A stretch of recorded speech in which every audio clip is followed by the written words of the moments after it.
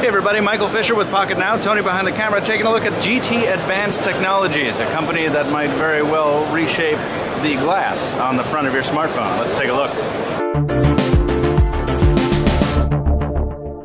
This is a true Barcelona piece of indigenous concrete here, found on the parking lot of the venue here. And I'm going to take my company-issued iPhone 5. It's the only phone I have in the world.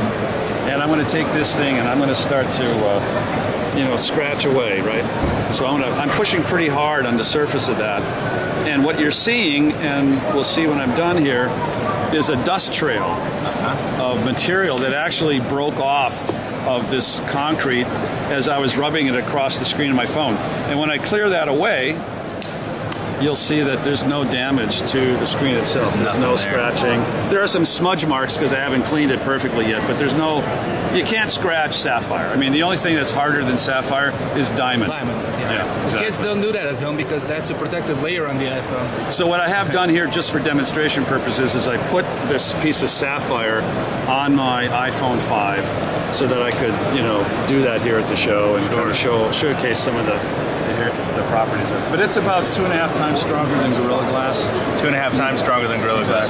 And in terms of in terms of impact resistance, Gorilla Glass resists scratches very well, but it will still shatter on impact. Is that the same case with the sapphire? Well, sapphire will shatter. It's a brittle material. Right. At a certain energy or force, it will obviously shatter. Right. But again, because of the inherent strength of the material,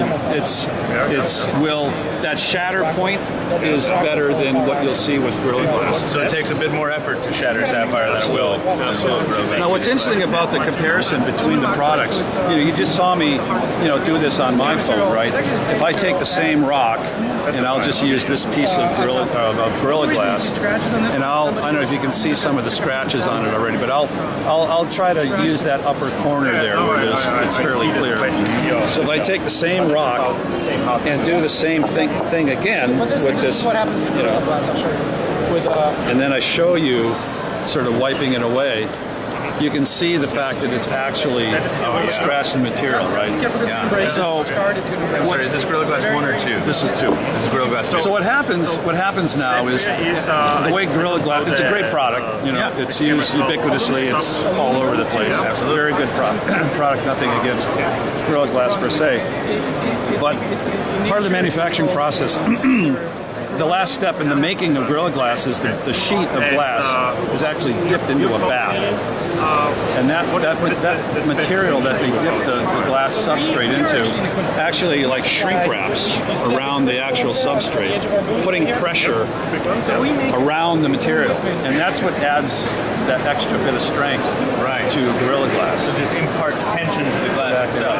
So when you scratch through that 50 micron film, you actually release the stress. I see. And so what you've introduced now is a flaw or a fault into the material.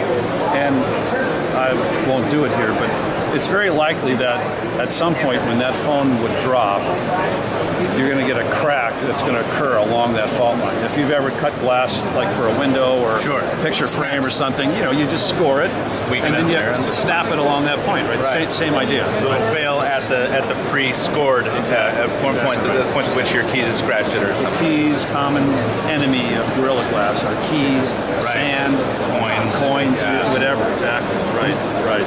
Well, that was awesome to see. Thank you. Very, very simple demo. And your name again? I'm sorry. Jeff. Thank you. Michael with Pocketnow.